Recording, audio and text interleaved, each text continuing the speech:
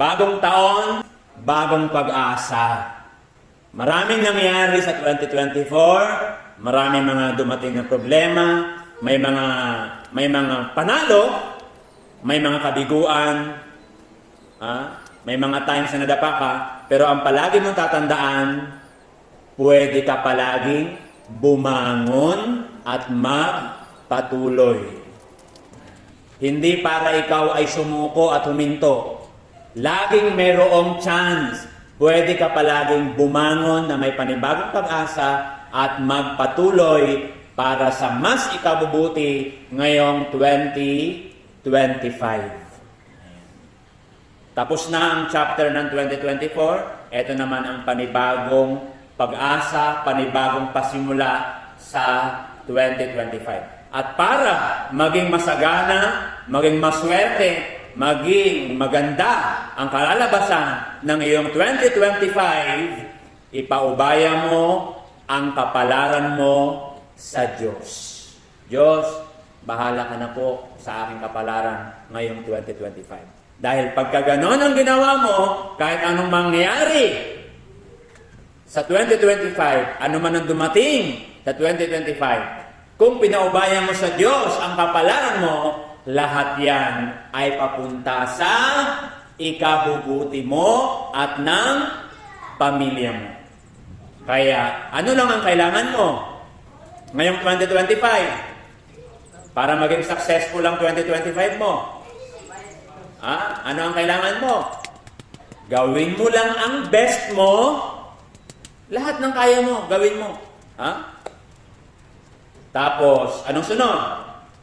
Tatagan mo lang ang loob mo at yung mga hindi mo na kaya, paubaya mo na sa Diyos.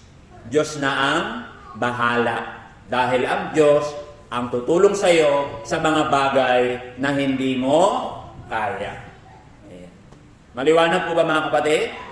Kaya sana yung mga aral na yan, na mga ipinaunawa sa atin ng ating Panginoong Hesus sa araw na ito, ilagay natin sa ating puso. At huwag na huwag tayong mawawala ng pag-asa. Alam natin kung ano ang mga paraan ng Diyos. Magugulat ka na lang isang araw.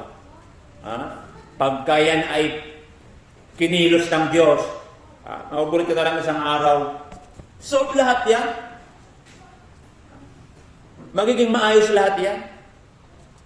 Kung nananatili ka lang na, nanatili ka lang tapat sa Diyos, at higit sa lahat, pinapakita mo sa Diyos na nagpapatuloy ka lang sa paglilingkod mo sa Kanya. Maraming pwedeng humadlang sa'yo, pipigilan ka.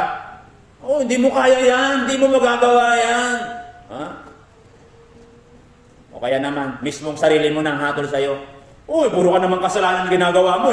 Malingkod-lingkod ka pa. Hindi ka na maliligtas. Puro kasalanan ang ginagawa mo. Ang tanong, ang Diyos ba nagsasalita nun? Tandaan mo, hindi Diyos ang nagsasabi sa'yo nun. Demonyo yon ang nagsasabi sa'yo nun. Kaya huwag mong papakinggan. Kasi ang gusto nun, pigilan ka sa paglilingkod sa Diyos para mapapunta ka kay Satanas. Para bitbitin ka ni Satanas papunta sa impyerno pagdating ng araw. Kaya kung hinahatulan ka ng sarili mo, huwag mong intindihin yun. Kasi sino ang mas higit na makapaghahatol sa'yo? Ang Diyos ang higit na may karapatang humatol sa atin, hindi yung puso natin, hindi rin yung mga tao sa paligid natin. Kaya tuloy ka lang. Bagamat maraming gustong humadlang, ang sabi ng Diyos, huwag kang magpapapigil. Narinig po na niyo? Huwag kang magpapapigil. Tuloy ka lang hanggang sa maging okay na ang lahat. Sana mga kapatid ko, yung mga aral na yan, ilagyan natin sa ating puso. Ito po ang mga salita ng Diyos. Ito mga salita ng Panginoong Diyos ay pinawi ang ating mga kasalanan.